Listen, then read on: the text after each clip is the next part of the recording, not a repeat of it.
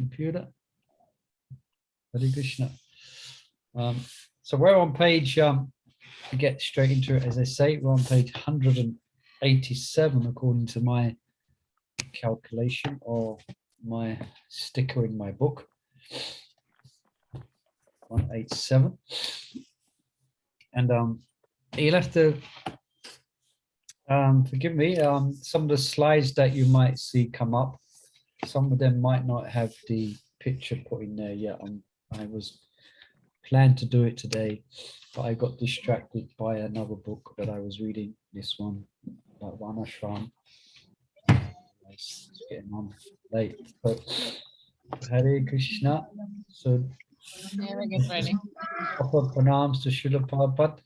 Nama Om Vishnu Padaya Krishna Vishtaya Bhutale Shrimati Bhakti Namaste Saraswati Devi Gauravani Prabhu Nirasai Shunyavari Hare Krishna Chaitanya Prabhu Nityananda Shri Advaita Radha Shiva Hare Krishna Krishna Krishna Hare Hare Hare Ram, Ram, Ram, Hare. I don't mind. I had to mute a couple of people there. Hare Krishna.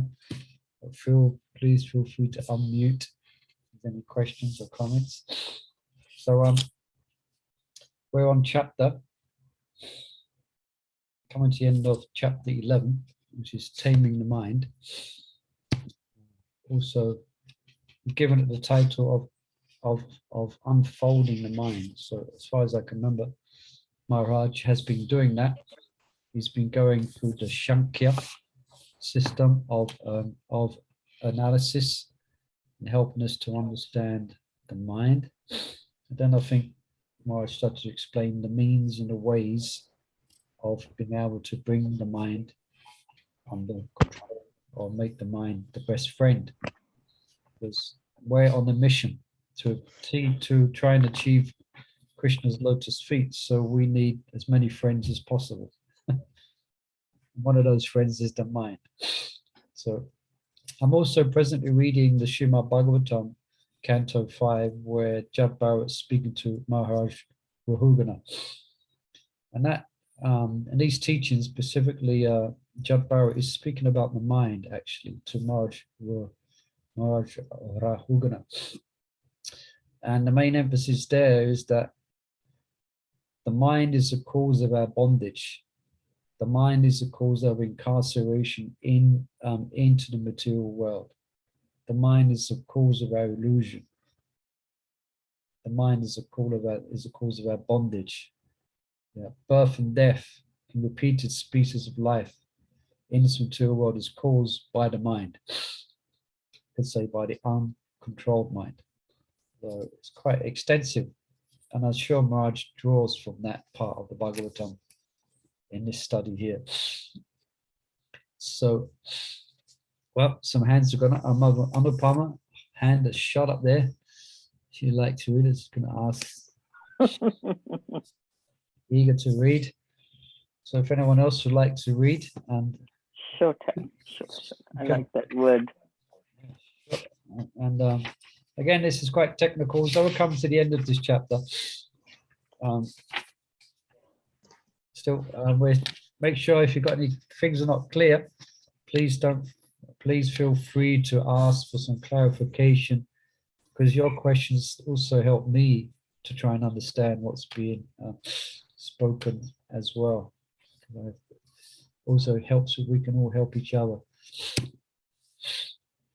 So we might not understand everything, but let's try our best. Well, there's lots of people coming in and pressing or opening the door.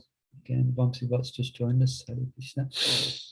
So for those who just joined us, welcome. We're on page 187 for those who have a copy of Sankalpa Kaumudi. And I'll do an advert here. It is available in our shop, or it was. So if you'd like to get a copy, you can get it from the shop.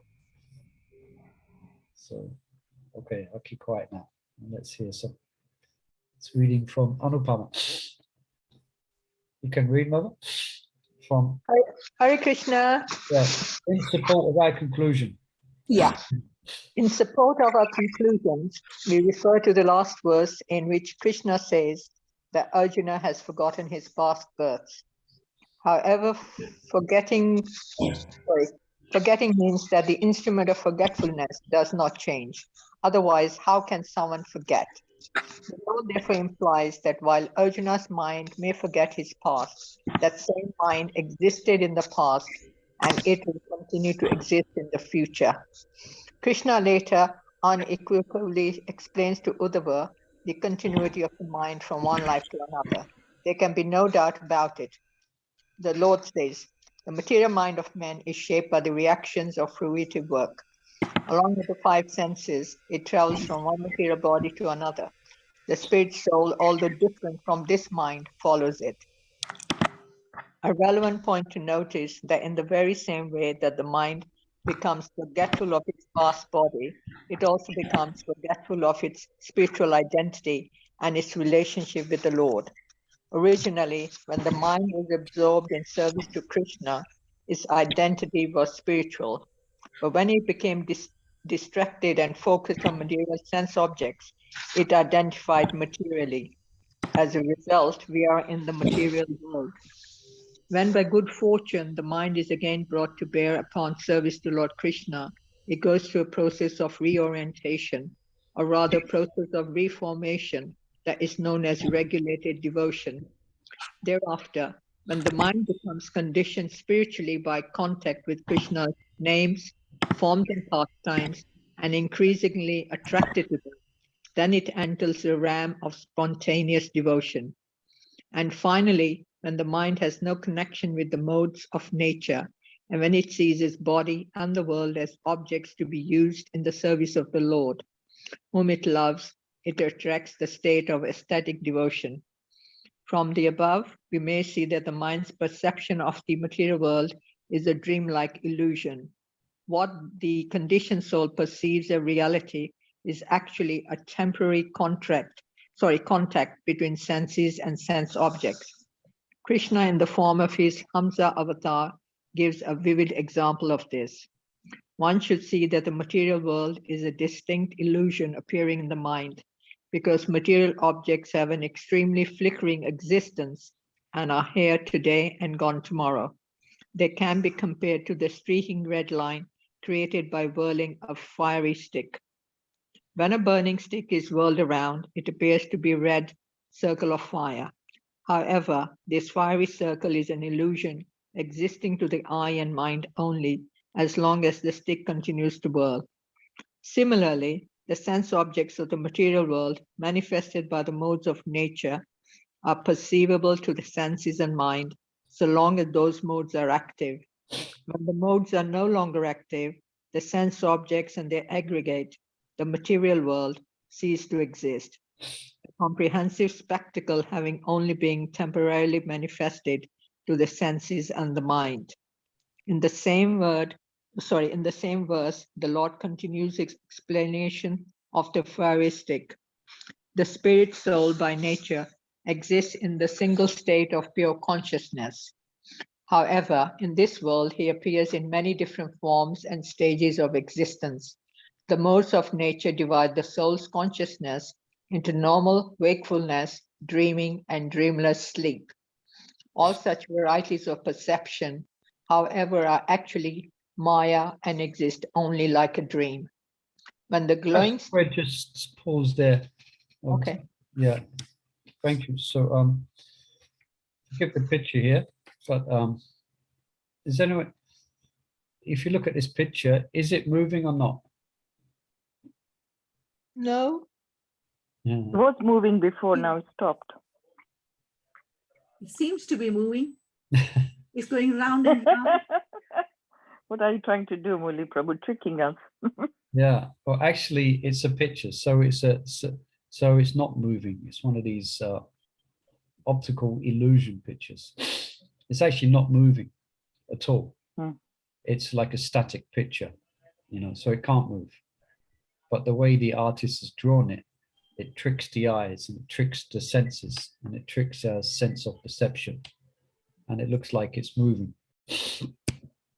So this is the material world in comparison to reality. So reality is the spiritual world, and everything here, in the sense of being it temporary, is illusory. And the mind, as far as I can understand what's being said so far, that the mind becomes attached and grasps hold of these temporary phenomena and becomes attached to temporary phenomena of the world. But if this earth is temporary,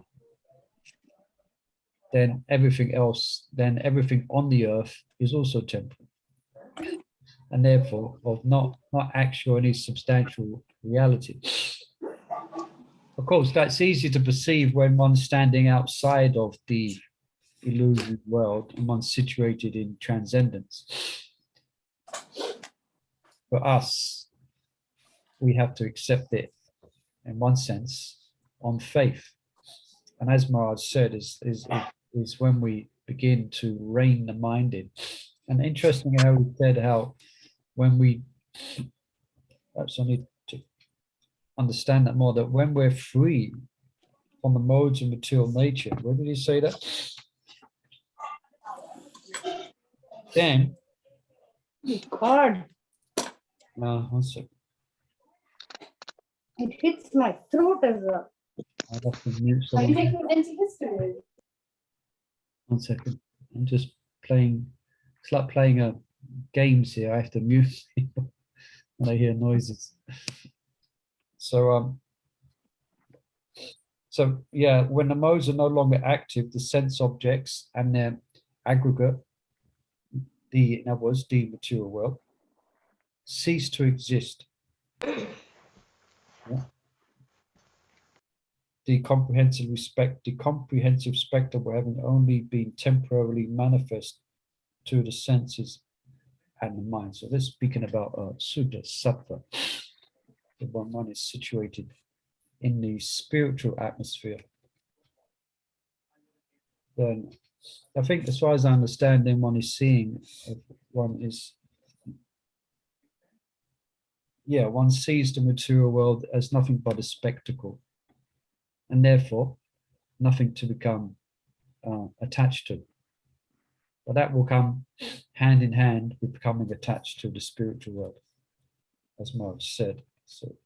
So as we have to recondition the mind. When I was young, I used to drive a scooter, and some of my friends had motorbikes. So how is that relevant to this discussion? Well, what they used to do, there was some of my friends were very expert. They would buy a bike which could only go at 60 miles per hour. But then they would take it to their garage and they would recondition it so it went 130 miles per hour. You know, they would change a carburetor and all these things, and then they would recondition it. So then it became like a little rocket. So the same way, our Vaidhi is like reconditioning the mind. That's what Mara seems to be saying. Any comments or questions on that? If anyone's still looking at this picture here, just keep in mind it's not moving. Yeah.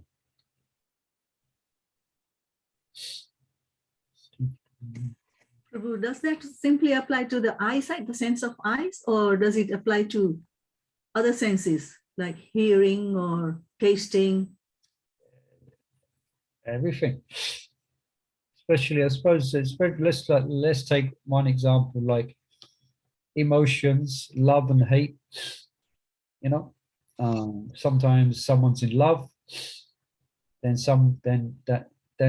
at some point someone's in hate. You hate, vice versa. So that where you invested your emotions in a state of appreciation, of deep appreciation, then somewhere down along the line, it actually changes. So it's very So it's not factual. It's not based on anything substantial. Our attachments, say, in this world, it's all just circumstantial, according to what our mind grabs hold of, and actually becomes absorbing.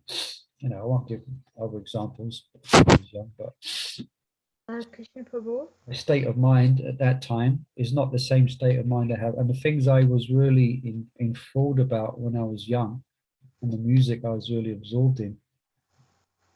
And for me, now my mind's become, and it's attracted to something else. But at the time, it seemed so real. It seemed so much part of me.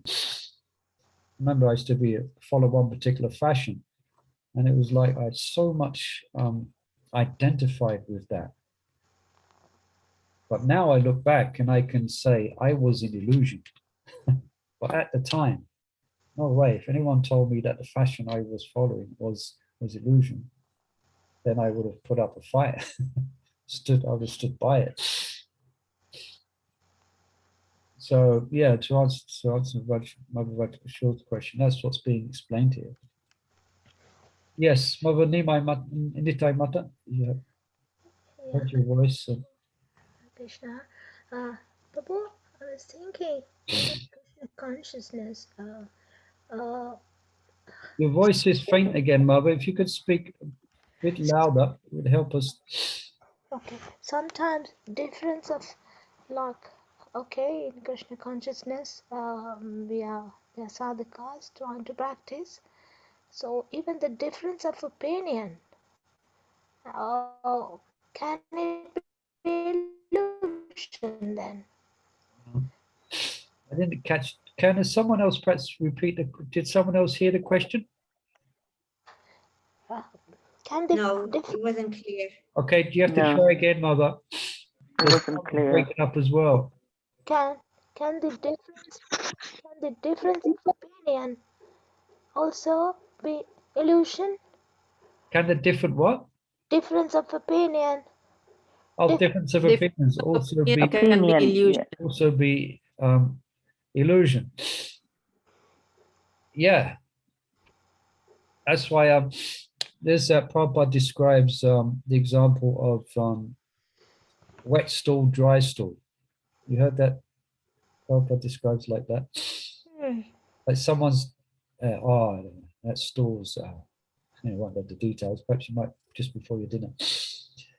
But someone's really appreciating the wet stool or dry stool, basically. It's stool. So yeah, so our opinions are generally based on our attachments. Our opinions are often based on our material senses, which are subject to make mistakes. So it's unless one is a liberated soul, there's a good chance that your opinions will be subjective to your particular conditioning and your particular attachments. Yeah. But what can we do? We have to act with what we've got. It doesn't mean we shouldn't give our opinion, but we should be ready for our opinion to be wrong, based on the illusory nature of our senses and the illusory nature of this world. I mean, that's why on reading Prabhupada's books, we are hearing from a perfect person who is liberated and is not subjected to or not subject to mistakes and illusions of a conditioned soul. So therefore, we see the world through Prabhupada or see the world through scripture. That's the safe basis to be on, to actually be on. Yeah, we see it for what it actually is. So, for instance, a young man is attracted to a young woman. Okay, there's nothing wrong with that in one sense, but there's something wrong with that if he's a brahmachari. He wants to continue being unless he's, doing it in a responsible way in the change ashram. But yet, so therefore, one would look upon and one with all due respect to women, this can be done vice versa as well, women to men. One would look as that woman is, or that lady is illusion. It's going to cause me bondage. unless it's dealt with in the right way. You understand? So our perception of what we're going to get from what we see has to be seen through the eyes of scripture. Yeah, it's just like I've given, also Prabhupada gives an interesting purple. I like to find it again, where he speaks about Karmadev, or not Karmadev Krishna, but Cupid, where Cupid even makes animals attracted to each other. So for us, it's ridiculous. I mean, like a hippopotamus becomes attracted, like the male hippopotamus really becomes attracted to the female hippopotamus. So from a human point of view, you know, the hippopotamus must be an illusion. You know, a ball, you know, whatever. So from a higher perspective, our attachments and our fancies of this world is all just part of the big illusion that we are in.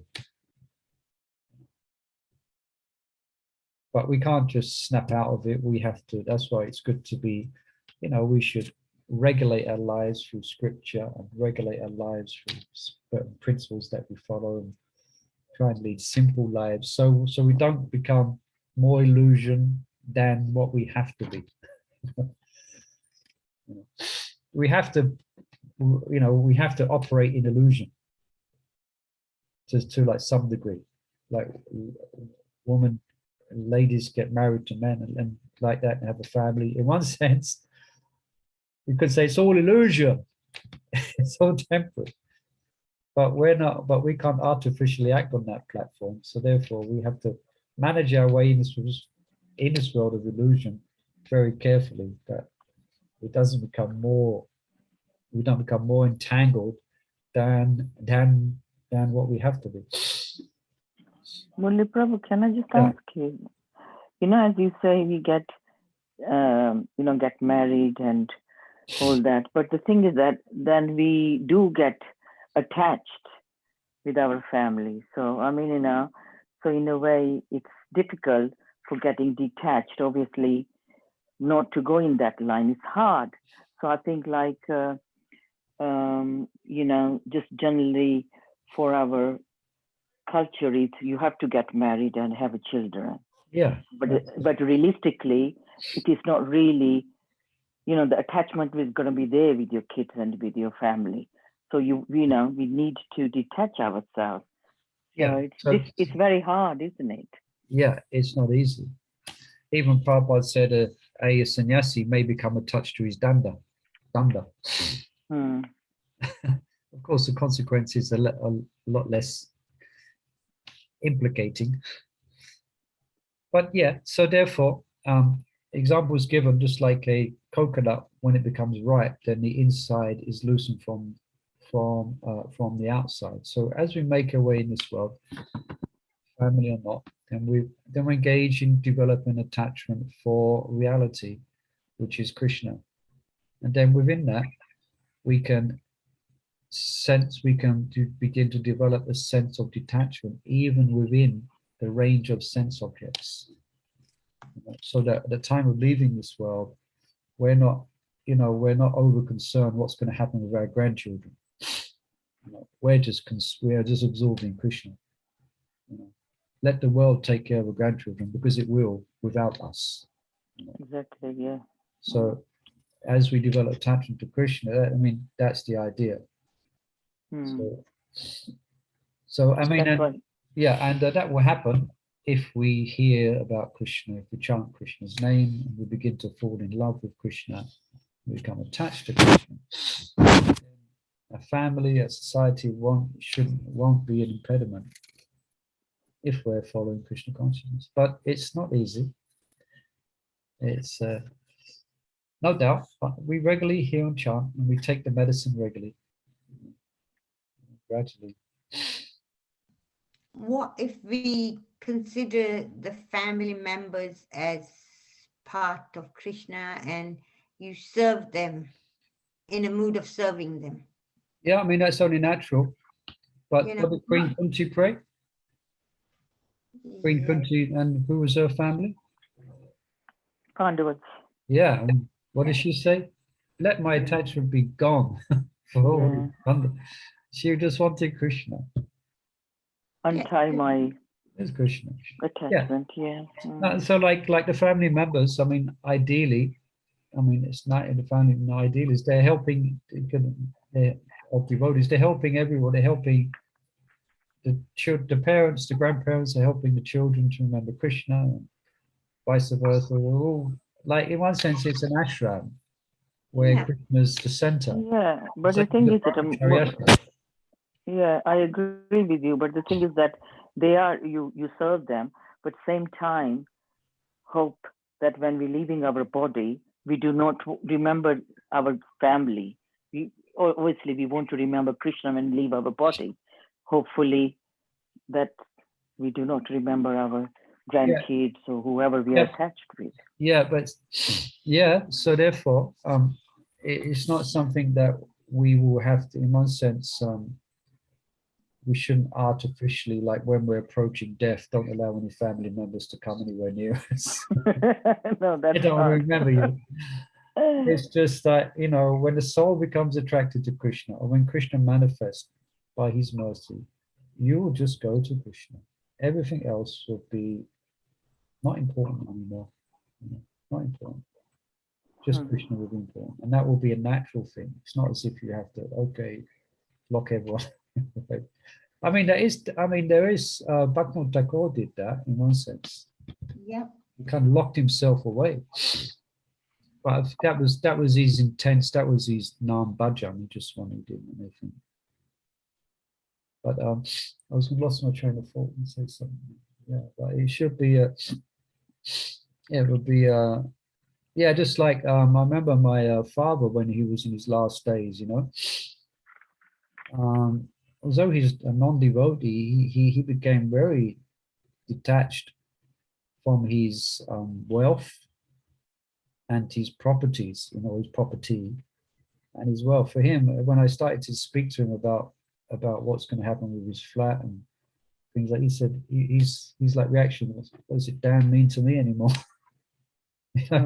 Or is it? It's not relevant to him anymore. It's just not relevant, and even his bank accounts and things like that, it wasn't relevant to him anymore. So at the last stages, he may still be family there, but really, it's not, you know, really relevant anymore. Actually, the most important thing is Krishna. But if we haven't been cultivating Krishna consciousness, then what else can we but think about at the time of death rather than, you know, what's going to happen with the kids, what's going to happen with this and that. What about, you know, it's described quite graphically. So I'm going on a bit, I'll stop in a minute. It's quite graphically in the story of King Paranjana. And when he's dying, you know, he's just thinking, oh, who's going to take care of my wife? You know, I'm the only protector.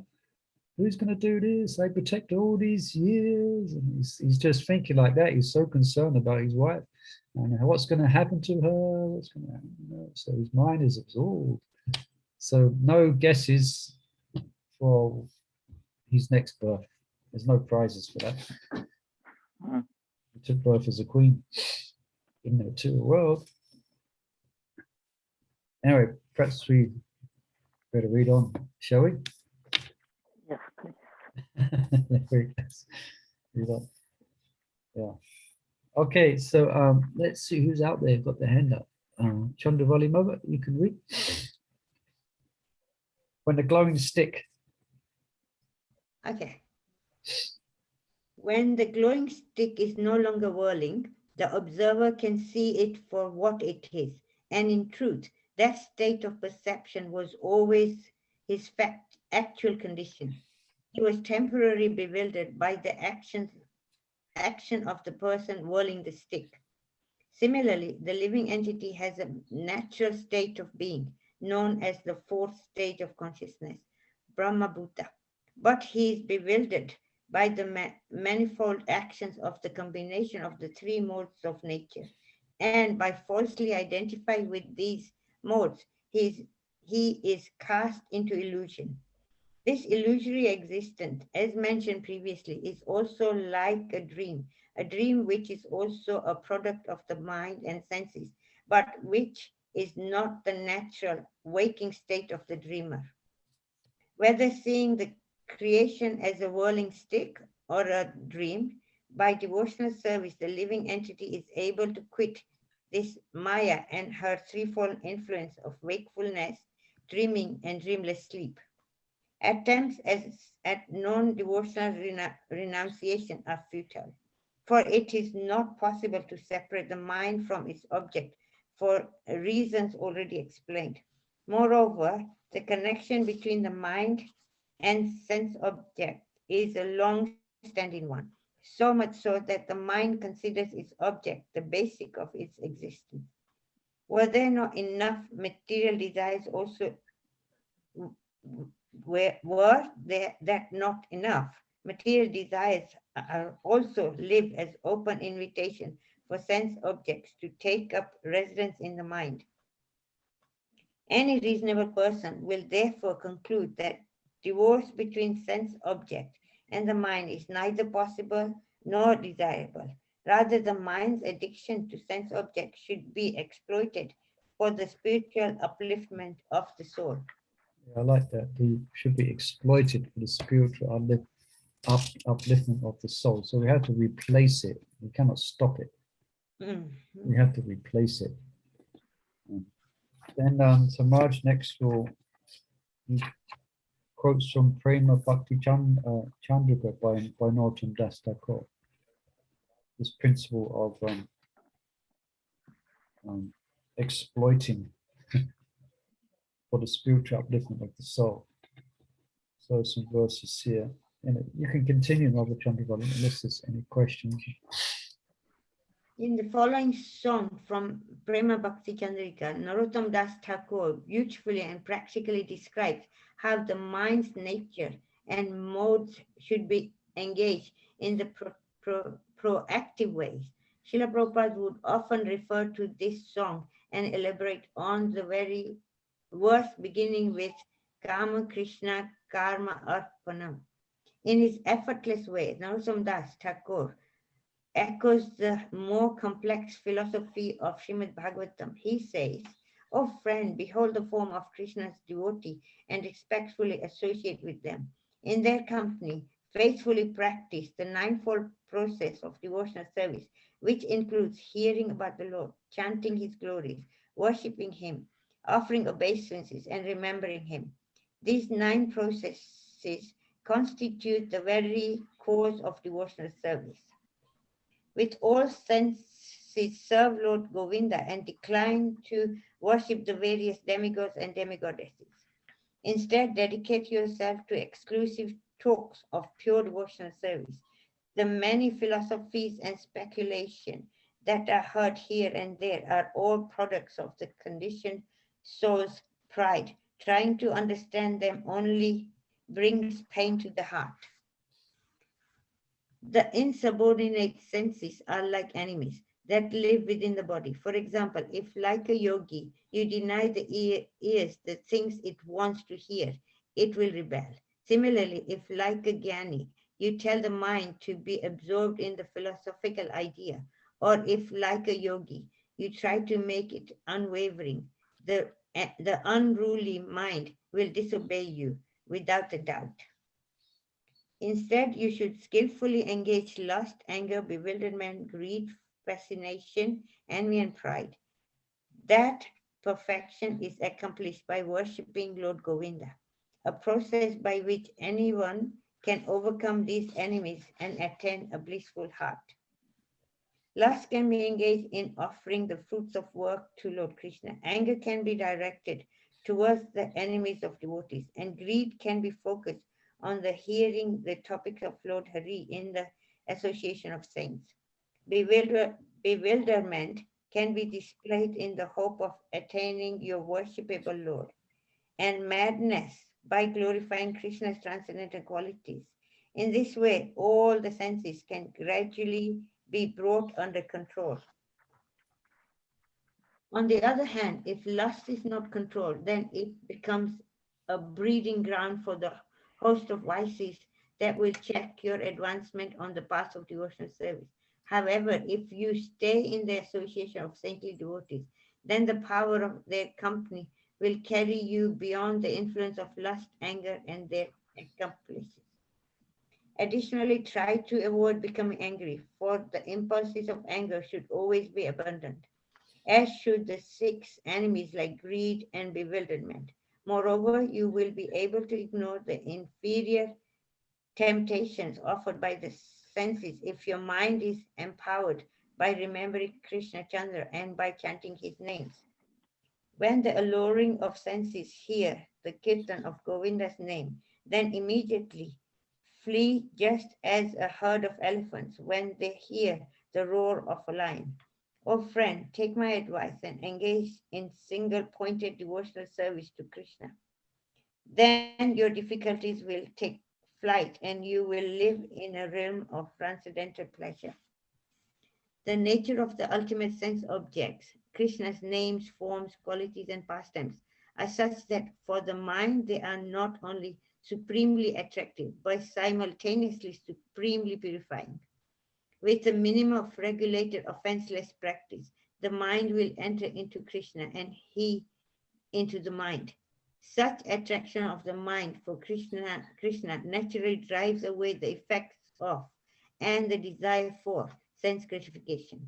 The reciprocal attraction between the devotees and Krishna, the most sublime way to control the mind, is beautifully expressed by Kaviraj Goswami in this way. The ideal place to exude Krishna consciousness is Vrajbhumi or Vrindavan, where the people are naturally inclined to love Krishna, and Krishna is naturally inclined to love them. To summarize, we have tried to explain that the living entity has neither the ability nor the potency to sever his attraction to the material mind and to material sense objects. But service to the Lord, specifically Nam Sankirtan, empowers the sadhaka, frees him of illusion, and draws him into Krishna's loving embrace. In that way, even the impossible is accomplished. Let us now examine the role intelligence plays in bringing the mind to Krishna. This science is carefully described in the next chapter. Yeah, I remember Mother Lavanga, she was asking about intelligence because the subject hadn't come up yet. And so that's coming up in the next chapter. So this is this chapter here. It's called To Empower the Intelligence. And, yeah, so very succinctly, these verses are like, you could say they give a map of spiritual life. So you could look at these verses and you could study them. And it describes the whole process of Krishna consciousness, and specifically of replacing matter or replacing the functions of our thinking, feeling, willing, desiring. Even it said,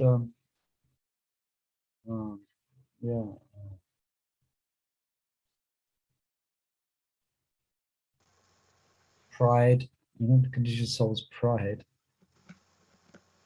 Yeah, and then anyway, it just calls this pride bogus philosophy. Anyway, I'm trying to look for something which we read but can't see it right now.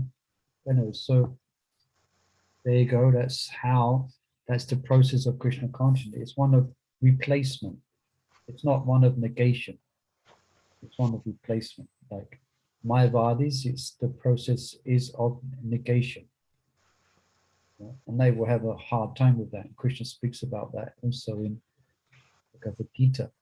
Yeah, those who are attached to the impersonal concept of the absolute, their advancement is very troublesome for the embodied and negate. So it's not negation, it's replacement. Yeah. So we replace. Yeah, that I can see some of you. I'm looking in your front room, so I hope you don't mind. Kunamaya's got pictures of Radha Krishna behind her. Raj Kishore, I can see pictures of Krishna behind her. No, Chandravali, you got no pictures there.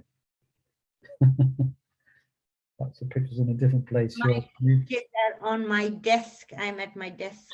Yeah, but therefore, yeah, and so therefore we try and replace what we hear and what we hear. I mean, and it's something we have to we have to reapply ourselves to, because inevitably, as conditioned souls, Maya will find its way in to distract us. So just make sure we have to kind of reapply ourselves to the principle.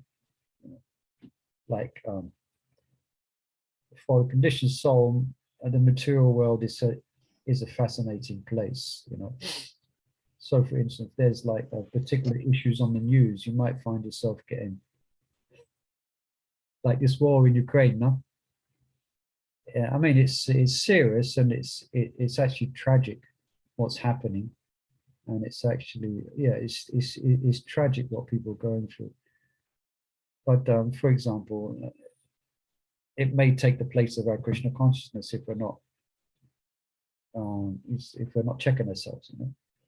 You understand? So Maya comes in like a needle and comes out like a plow. So it doesn't mean we should be oblivious to the news. No, I'm just kind of just explaining how we have to be constantly reassessing and making sure that what we're absorbing or what we're exposing ourselves to is only what we really have to.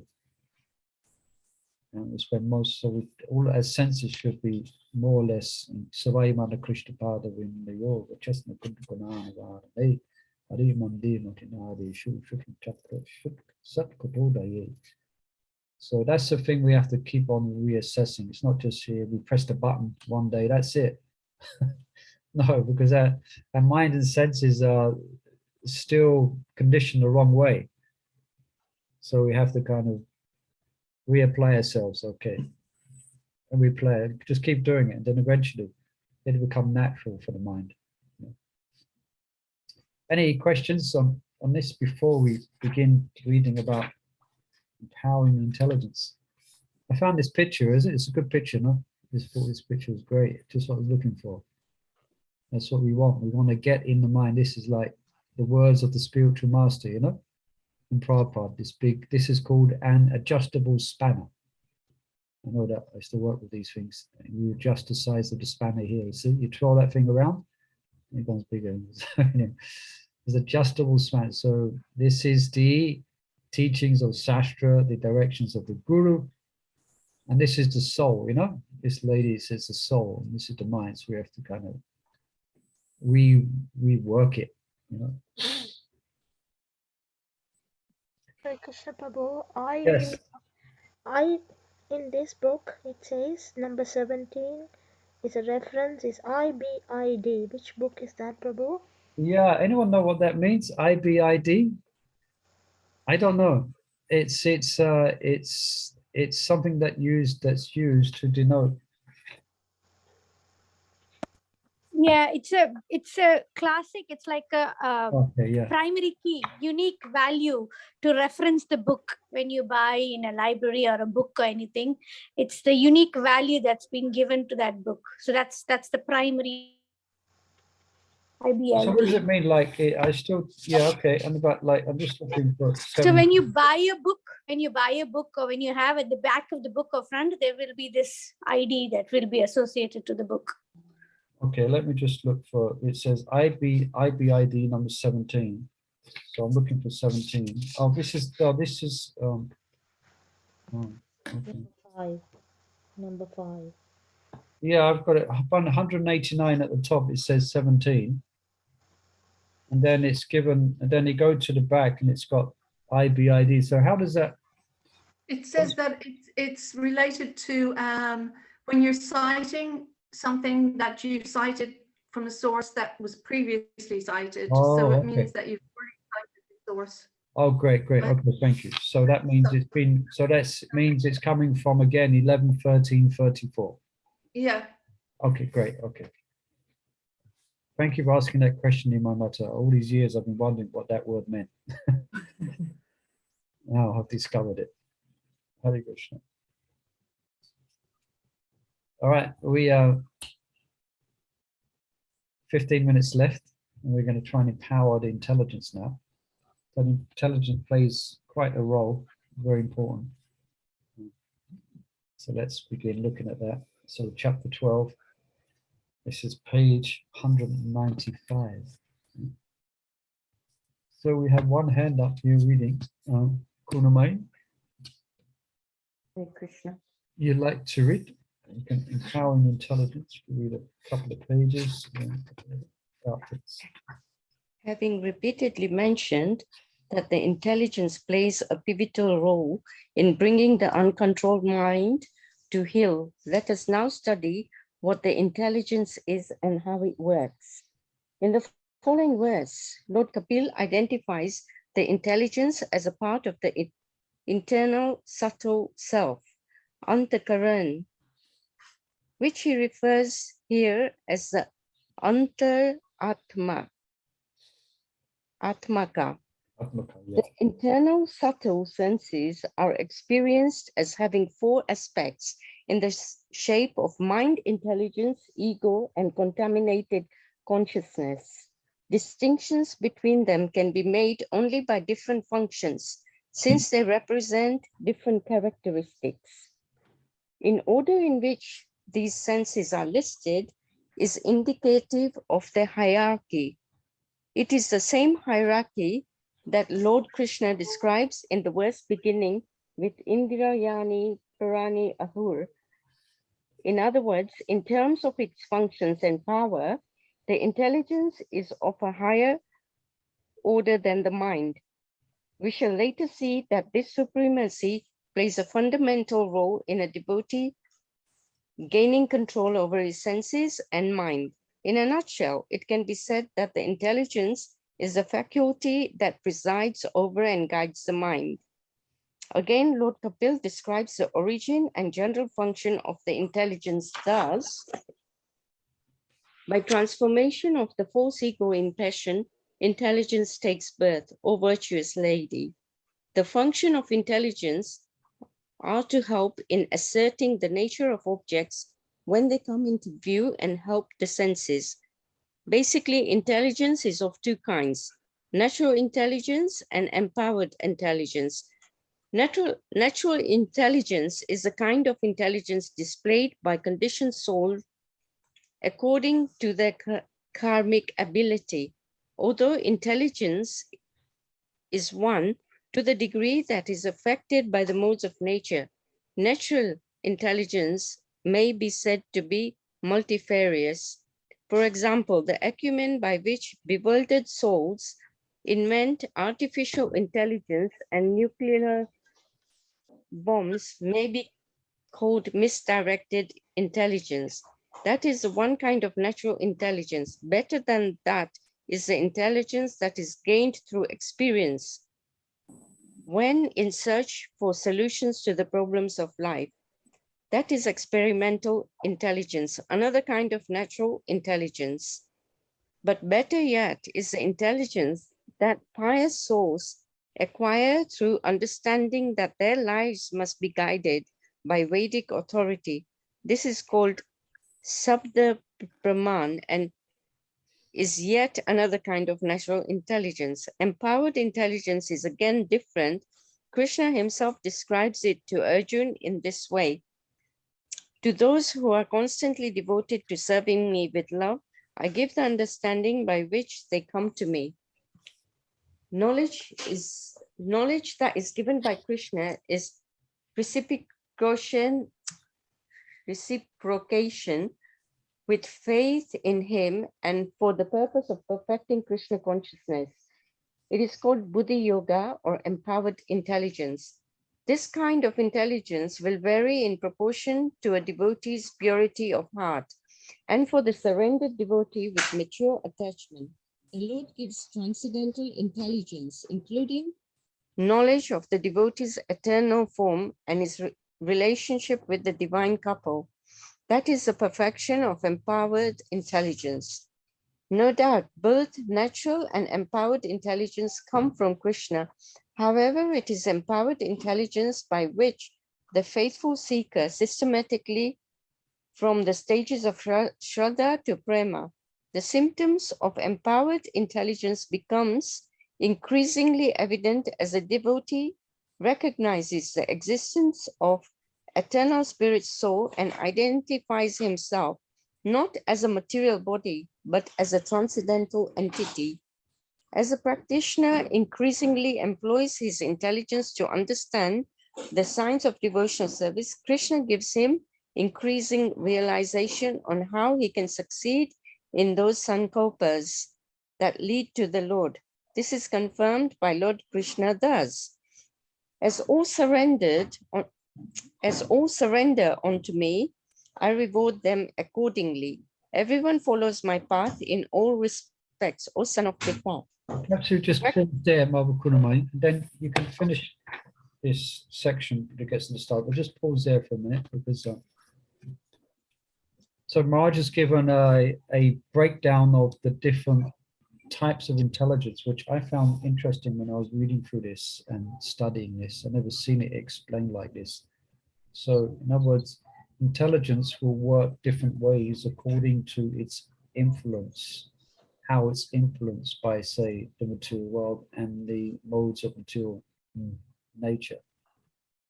So he gave these five, described it in these 5 ways. So misdirected intelligence. So that's materialistic intelligence, and quite graphically explained as the creation of the nuclear bomb, which I mean, that takes a lot of intelligence, doesn't it? I mean, could like we go out in the back garden, go in the shed and create a nuclear bomb? And actually I was, one of my, I was looking at the effects of a nuclear bomb, because I want to know what's going to happen when they drop one. But the nuclear explosion is hotter than the surface of the globe, of the sun. Yeah, that's why it evaporates people in its vicinity. But anyway, that takes a lot of intelligence because it's done with, I mean, I don't know how they make nuclear weapons, but anyway, I think you get the point. It takes intelligence to do that, but that's misdirected intelligence. Yeah. And experimental, what was experimental intelligence?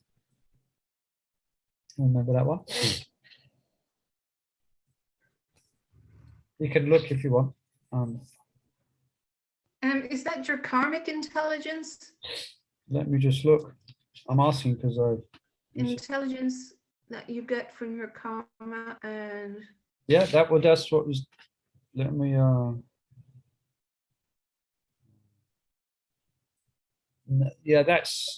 intelligence through experience, when one in search for solutions to the problems of life.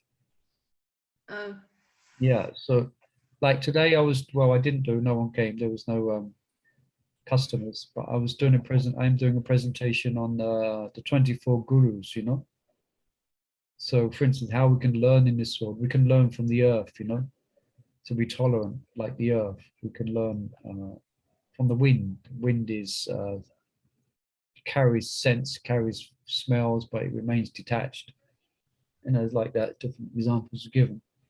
So using our intelligence gained through experience, like for instance, if it should say then experiential, not experimental. Yeah, you're right. Yeah, it should experiential. Yeah, thank you. Yeah, that's the wrong. Yeah, so experiential. So I'll change. I won't change it right now, but I'll just highlight it. So I'll do it. Yeah. So it was, like Prabhupada would give the example of a thief. If he sees that his friend who's a thief, gets put in prison for 7 years for stealing, for stealing televisions from people's houses, and they get put in prison for 7 years, you might think, oh, if I carry on doing what I'm doing, I'm going to go down for 7 years. If he's got any experiential intelligence. And then Sabda Brahma, someone can say what that one is. That one we're more familiar with. Vedas. Yeah, that's it. Yeah. Yeah, thank you, Sasha. So that's what we're hearing daily, Nasta Priyashu, Bhadreshu, class Bhagavatam, we're reading, and we're hearing now Sabda Brahma, Sabda Brahmana, so the Vedas, transcendental sound. And empowered, what's empowered intelligence?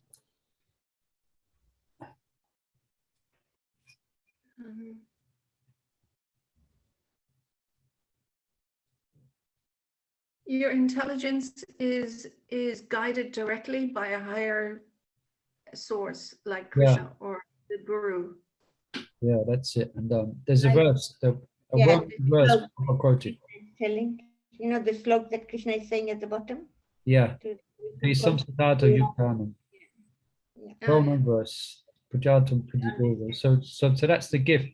If you serve Krishna with love, if you serve Krishna with priti, then he will give you intelligence by which you can come to him, because he wants you to come to him, because you're serving with love, and he's so happy with that he give you, he will be your sat nav, you know, he will become your sat navigation system, which you can see your way through this world.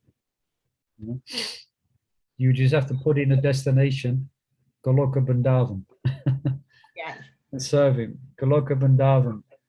Right, so to try that on your sat nav, you put in Goloka Vrindavan and just see what it says. Be nice. You can just go Yeah. straight to Muli Prabhu.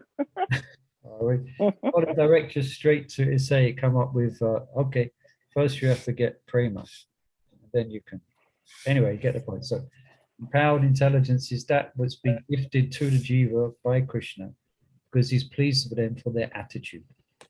They're pretty. So he makes that. Because Krishna's always given us intelligence according to, it's interesting, isn't it? Like, who's giving Krishna intelligence to create dance? Well, I could say I just gave it away, but who's actually given the intelligence to the person to create a nuclear bomb? Krishna. Krishna. Everything comes from Krishna. Yeah, it all comes from Krishna. That's another subject in of itself. Fine. But yeah, what's that verse? Anyone knows the verse? Where it says Krishna is the source of Vamsi Prabhu. What's that verse? Let's hear Vamsi Bhatt's voice. He's run away. Chapter 15, text 15. Matasmiti Ganam Pohonam Chap. Yeah, Krishna is the source of all the Vedas. He's the source of all intelligence and forgetfulness. And what's transcendental intelligence?